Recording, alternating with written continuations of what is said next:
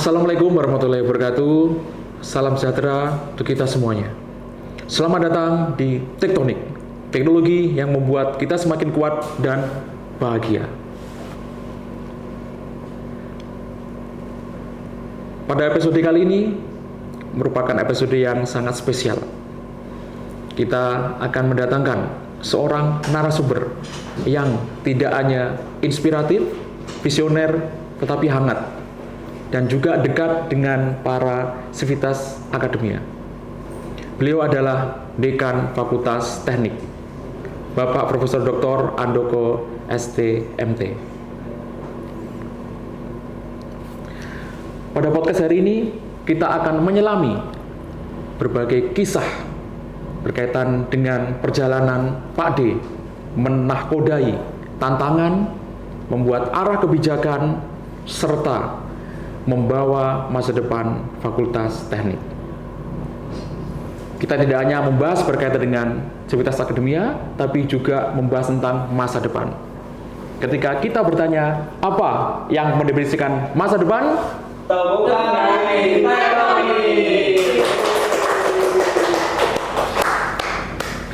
Sosok yang kita undang pada hari ini merupakan sosok yang akan memberikan penjelasan maupun akan memberikan gambaran kepada kita semuanya mau dibawa kemana Fakultas Teknik ini arahnya. Tidak perlu lama-lama, mari kita sapa Pak D. Selamat datang Pak D. Selamat datang juga, terima kasih.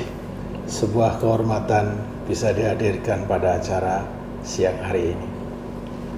Pak D merupakan Dekan Fakultas Teknik yang memberikan berbagai warna dan berbagai tujuan maupun visi yang besar pada fakultas.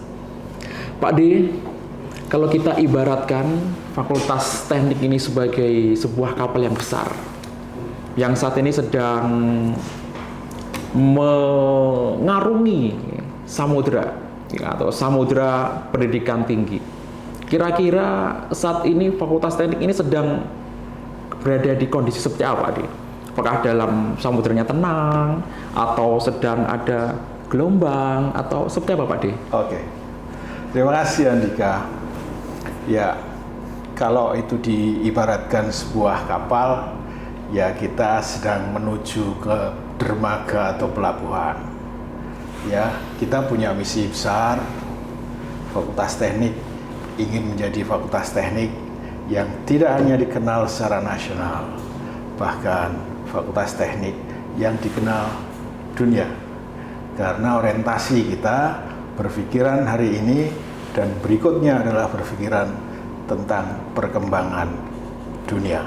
Sehingga Fakultas Teknik mau tidak mau juga harus beradaptasi dan menyesuaikan diri dengan perkembangan dunia.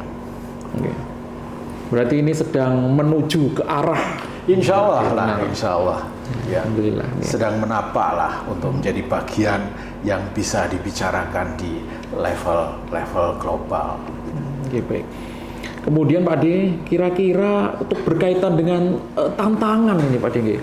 Nah, kan kapal itu biasanya kalau berlayar ada badai, ada gelombang, ombak. Nah, itu tantangan ini seperti apa Pak D? Ya, memang mengelola sumber daya tidak seperti mengelola benda mati ya. Kita punya potensi yang besar, tetapi kalau tidak dikelola dengan baik, potensi itu tidak berarti apa-apa. Fakultas Teknik punya filosofi yang sederhana sebenarnya. Ya, fakultas ini adalah fakultas yang belakangan lahirnya, tetapi dengan konsep dan filosofi sederhana sebenarnya Fakultas Teknik boleh lahir di belakang, tapi jangan sampai finish juga di belakang. Itu yang senantiasa kita gelorakan, program studi maupun departemen juga seperti itu. Hanya saja memang dalam posisi ingin memajukan sebuah institusi lebih cepat dari yang kita bayangkan, memang tidak indah juga. Ya, karena kita tidak bisa mengubah apa yang kita mau dengan personal yang banyak variasinya. Ya, kita punya sumber daya manusia yang bagus, kita punya mahasiswa yang bagus, kita juga punya teknik yang baik. Tetapi kalau kita tidak bisa gerakkan, itu juga tidak ada artinya. Kita semua punya sumber daya itu. Jadi memang membutuhkan sebuah upaya secara tim. Ya, tidak bisa dinakodai oleh seorang terus itu bisa berjalan. Ya, kita tentu punya WD 1, 2, 3 departemen, ya, Kaprodi dan Kalab harus bergerak secara bersamaan untuk mencapai titik yang dituju. Sangat menarik memang penjelasan dari Pak D tadi bahwa tidak apa-apa lahir belakangan, tapi finishnya harus yang pertama. Oke, luar biasa. Oke, baik. Kemudian Pak D, kalau berkaitan dengan visi misi, khususnya visi misi Fakultas Teknik, nah, kira-kira fokus utama dari program khususnya tahun ini atau beberapa tahun lagi itu seperti apa Pak D? Oke, jadi tergambar juga di beberapa statement baik lisan maupun tertulis. Ini sebuah visi yang sebenarnya klise ya, ingin menjadi fakultas yang jadi rujukan, itu standar. Departemen pun jadi rujukan, prodi juga jadi rujukan. Tapi dalam capaian itu kalau kita komparasi dengan apa yang berjalan di luar kita sudah menjadi rujukan untuk banyak hal. Ya, visi kita, misi kita operasionalkan tentu untuk mencapai tridharma perguruan tinggi yang optimum. Kalau kita komparasi ya, perguruan tinggi yang lahir dari rumah induknya itu lama di kependidikan atau IKIP dalam tanda kutip, dibandingkan dengan seluruh LPTK yang mantan IKIP untuk program-program studi yang lahir, rasanya Fakultas Teknik lebih cepat. Makanya pada posisi yang kita lahir belakang finish itu lebih cepat, itu terjadi. Beberapa perguruan tinggi yang lahir program studi lebih awal, tapi nyampainya per hari ini tidak ada satupun, ya, tidak ada satupun LPTK yang punya program studi S3 Teknik Mesin, S3 Teknik Elektro dan Informatika yang punya, kayak UNY yang baru menyusul tahun kemarin itu ilmu teknik, ya, belum secara spesifik. Itu pertanda memang kita belakangan dan akan mencapai finish lebih depan. Dan berikutnya tentu program-program studi yang lain akan kita juga lahirkan, tentu program-program studi yang marketable. Dan kita tentu ke depan akan memperbanyak jumlah mahasiswa pasca, baik magister maupun doktor. Karena sumber untuk bisa berkomunikasi global itu lahirnya dari mahasiswa-mahasiswa S2, mahasiswa-mahasiswa S3. Makanya mahasiswa S2 secara kuantiti dan kualiti itu juga dipercepat. Sehingga kalau kita mau masuk ke ranah itu lahirnya publikasi, riset dan seterusnya itu yang terbanyak lahir dari sebuah institusi yang punya program pasca yang kuat. Sehingga memang tuntutan mahasiswa yang hari ini yang menurut sebagian kecil pemikiran Pak D, tuntutannya masih belum memenuhi apa yang kita pikirkan. Ya paling tidak kalau S2 harus bisa apa, S3 harus bisa apa, tidak seperti yang sekarang terjadi. S3 boleh publish hanya di kuartil 4, rasanya kok mengecilkan arti mahasiswa-mahasiswa pasca sarjana khususnya calon-calon doktor. Sehingga percaturan global tentu tidak bisa kita buat dengan cara-cara yang sederhana. Intinya itu. Oke, benar. Benar. Memang setiap kegiatan yang harus dilakukan itu ada fokus tertentu. Oke, jadi biasanya memang ketika kita akan memberikan atau memiliki sebuah impian, ya tentunya hal itulah yang harus kita pegang dengan kuat. Oke. Berikutnya kita akan berbicara perjalanan karir Pak D. Nah, ini yang sangat menarik Pak D. Nah, sampai saat ini Pak D, kira-kira apakah ada momen terberat dalam karir akademik Pak D?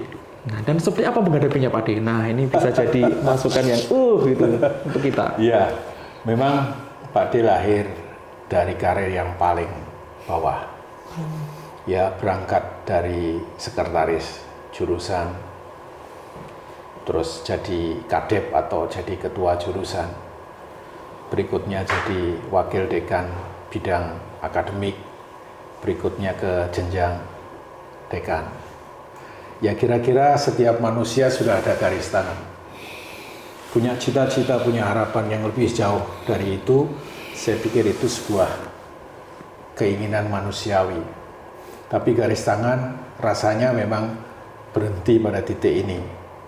Bukan karena kompetensi, tapi faktor-faktor lain yang menentukan sudah, you sampai di sini saja. Tapi pikiran-pikiran untuk bisa mengubah sesuatu, yang namanya leader ini kan konsepsi sederhana bisa mempengaruhi. Ya, sepanjang kita leader tidak bisa mempengaruhi, berarti belum menjadi leader. Banyak hal dalam perjalanan karir itu, yaitulah bagian yang harus kita bisa ambil. Saya seringkali membuat ilustrasi kepada diri saya, termasuk kepada calon-calon pemimpin baru. Pelajarilah pemimpin yang sudah ada, ambillah yang positif, dan buanglah yang negatif. Itu juga saya tanamkan kepada semua komunitas yang saya ajak kerja. Sebab Pak D tidak semuanya apa yang dilakukan, apa yang dibicaki, apa yang diputuskan itu selalu benar. Tetapi mengambil keputusan cepat itu adalah bagian juga yang harus dilakukan. Terkadang keputusan cepat itu juga ada yang salah. Maka kalau cepat itu salah, juga bisa segera direvisi. Dan saya juga harus gentle kalau itu salah. Saya bilang juga ke komunitas yang saya ajak kerja, lakukan keputusan, jangan ragu. Kalau ada yang salah, sayalah yang paling terdepan untuk bertanggung jawab akan keputusan yang salah. Sehingga tim itu juga menjadi bagian tidak ragu untuk mengambil. Karena saya ada di belakang mereka. Bukan perkara salah saya mau bela, tidak. Tetapi keberanian untuk memutuskan dan mengambil keputusan itu harus dilakukan oleh siapapun. Jadi yang penting dari sebuah kepemimpinan itu eksekusi. Ya, di mana orang yang dapat mengeksekusi itulah jadi pemimpin. Ya. Faktor lain yang perlu juga saya sampaikan dalam konsep hidup itu secara Islami juga siapa yang ingin berbuat lebih baik kepada sekitarnya, itulah yang sesungguhnya diharapkan oleh agama. Jadi orang bisa berbuat baik ke sekelilingnya, itulah bagian-bagian yang harus saya pegang. Sekecil apapun yang bisa kita kontribusikan, ada bagian yang tidak juga memuaskan, itu dimanapun. Karena sunatullah sudah jalan, ada baik, ada buruk, ada siang, ada malam. Cara merespon tentu berbeda. Ya, ada hujan saja, ada yang memandang ini berkah. Sisi lain ini musibah. Ya, tergantung cara pandangnya. Jadi secara umum proses menjadi kepemimpinan membangun karir ini sebuah perjalanan yang harus dinikmati dan dipelajari dari waktu ke waktu agar apa yang kita ambil keputusan, kebijakan dan seterusnya itu terus menjadi lebih baik. Pasti tidak bisa menyenangkan semua orang. Itu resiko dari sebuah kepemimpinan. Begitu Andika. Baik, luar biasa memang dari Pak D menyampaikan harus dinikmati dan terus belajar. Jadi ini salah satu kunci ya. Jadi sebagai seorang pemimpin begitu Pak D. Kemudian Pak D, nah jadi biasanya Pak D ketika kita berada di sebuah posisi yang tinggi Pak D, tentu akan ada banyak sekali, nah itu banyak sekali apa yang dari bawah di Pak D atau dari samping dari bawah itu ada yang berusaha untuk itu press, nah itu yang perlu kami dengarkan dari Pak D ini bagaimana cara mengatasi itu Pak D. Itu luar biasa memang. Jadi prinsipnya semakin pohon itu tinggi, bahasa kita juga semakin kencang tiupan anginnya. Nah, kita tidak bisa mengubah arah angin. Yang kita ubah adalah cara pandang kita lewat hati kita dan pikiran kita. Sebab yang di luar kita tidak bisa kendalikan. Yang bisa kita kendalikan pertama kali adalah diri kita. Banyak faktor yang mempengaruhi itu, tentu saja. Ya, Oleh karena itu, kalau kita menjadi bagian dari situ dan sudah mengambil posisi itu, yang pertama jangan pernah mengeluh. Ya. Jadi kalau sudah jadi pemimpin, sudah jangan mengeluh. Jadi apapun kita, ya, jadi orang biasa pun tidak memimpin, ya jangan mengeluh. Ya, karena mengeluh itu bagian yang sudah memperberat kita sendiri. Belum mengerjakan, tapi sudah mengeluh, itu memperkuat dan memperberat kita. Dan itu perlu dihindari, terutama pesan kepada adik-adik yang muda. Nikmati proses, nikmati perjalanan, dan semua menjadi bagian yang kita harus belajar. Menjadi lebih baik terus, itulah tujuan utama kita. Ya, jadi buat siapa saja, tentu bagian ini ada pada setiap orang. Begitu Andika. Baik Pak D, jadi kita tidak bisa mengubah arah angin. Nah ini yang luar biasa Pak D, tapi kita memperbaiki bagaimana cara pandang kita. Apakah bisa bernilai positif atau negatif. Ini memang tidak mudah Pak D ya. Kalau kita bayangkan benar, jadi banyak sekali keras-keras dari bawah misalkan, baik yang berusaha untuk menabrak istilahnya aduh dan bisa bertahan tuh, aduh itu luar biasa. Dari bawah, dari samping, dari atas, ya. Kadang-kadang kita berjuang mentok di atas, kadang-kadang secara horizontal dengan banyak orang. Kalau mereka tidak tahu, yang terpenting buat kita itu jangan segera mengambil sikap dan keputusan manakala kita belum cukup datanya. Kadang-kadang ada hal yang kita masukkan di pikiran kita, itu sudah jadi kesimpulan. Saya juga mengajak teman-teman, mendidik teman-teman bersama-sama, jangan segera mengambil keputusan. Artinya mengambil keputusan itu karena otak kita ini ya secara algoritma itu reaktif. Tetapi sebenarnya yang terpenting bukan reaktif, tapi reflektif atau responsif. Sehingga ada jeda waktu yang kita bisa narik nafas sebentar, ini saya harus ambil keputusan, ini saya harus terima. Kalau reaktif, ya langsung sikap. Ilustrasi saja, pada saat kita berjalan pelan, mengendarai, tiba-tiba kita dipotong, apa reaksi kita? Reaktif, karena algoritma di otak kita sudah didesain untuk reaktif. Tapi kalau kita sudah bisa belajar, bisa menahan diri, tarik nafas sebentar, kita tidak segera reaktif, tapi kita respon barangkali. Karena apa? Karena yang ini kita tidak bisa atur. Yang kita atur balik lagi adalah jiwa kita, diri kita, pikiran kita. Itu Anika. Ya benar. Jadi memang tidak semudah itu, ya. Tidak semudah itu.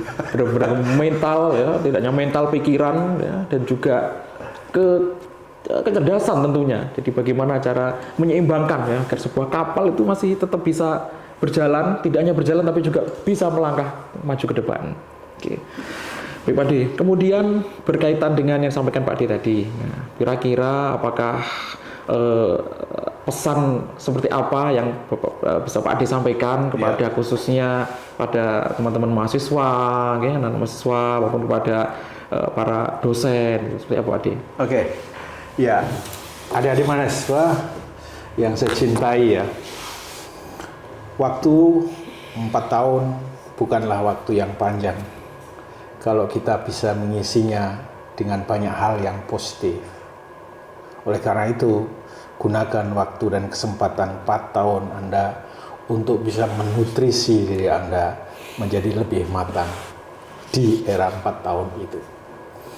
Untuk teman-teman dosen, ya baik yang tua atau senior atau yang bahkan yang muda, yang tentu pada inginkan yang tua, yang senior masih tetaplah berpikiran dan berjiwa muda, dan sebaliknya yang masih muda jangan berpikiran yang seperti orang tua, cepat menyerah dan tidak mau belajar. Saya sendiri banyak belajar dari Andika, dari yang lainnya, siapapun itu yang saya bisa gunakan untuk saya bisa belajar. Oleh karena itu, buat kaula muda atau kolega kita semua, sebenarnya keberhasilan atau perubahan suatu sikap itu tidak ditentukan oleh usia, tapi secara bertahap kita harus belajar dan mampu mempelajari hal-hal yang memang baik untuk pengembangan diri kita di masing-masing bidang keahlian kita. Begitu Andika. Oke, baik Pak De. Jadi, terima kasih Pak De telah berkenan untuk memberikan inspiratif tentunya dan kisah-kisah ya. Jadi bagi pendengar untuk agar bisa lebih terus memandang ke depan meskipun ada banyak sekali ya tadi gelombang dari tidak hanya dari bawah samping dari atas juga ini luar biasa tentunya. Itu sudah sunatullah. Ya. Baik. Ada baik, ada buruk, ada siang, ada malam.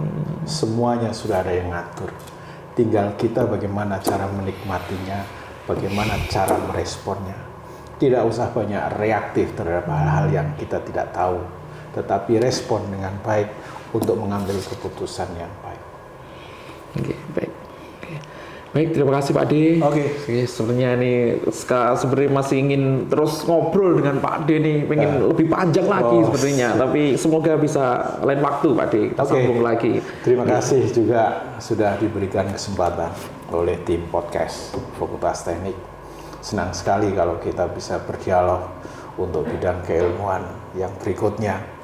Ya, tidak hanya terbatas pada nakoda sebuah unit kecil kita ini, ya, yang kita tentu dengan unit kecil yang apa bisa kita lakukan, ya itulah yang kita lakukan. Banyak hal yang kita cita-citakan tentu juga belum tentu linear dengan apa yang sudah digariskan oleh pemimpin kita. Ada bagian yang memang kadang-kadang kita harus kompromi, yaitu tadi. Ya, keputusan dan keinginan kita atau kebutuhan kita terkadang tidak sesuai dengan apa yang terjadi. Ya. Oke, baik. Ya, ini benar-benar daging sebenarnya ya. Jadi yang disampaikan oleh Pak Ade tadi benar-benar kita bisa memberikan atau mendapatkan ya banyak-banyak pemahaman tentunya dari sudut pandang seorang pemimpin, seorang nakoda, juga dari sudut pandang sebagai tim pengembang untuk bagaimana mengembangkan kapal ini bisa terus maju tentunya. Oke, baik, terima kasih sekali lagi kita sampaikan pada Pak De. Semoga terus berkenan untuk memberikan inspirasi pada kami semuanya juga memberikan hal-hal yang positif bagi Fakultas Teknik tentunya Pak De. Terima kasih Andika. Terima kasih semuanya. Terima kasih untuk para pemirsa semuanya. Baik, podcast ini tidak hanya memberikan atau membahas berkaitan dengan pendidikan, akademi, juga membahas berkaitan dengan masa depan. Maka dari itu, tetaplah terhubung dengan masa depan. Sampai bertemu pada podcast tektonik berikutnya.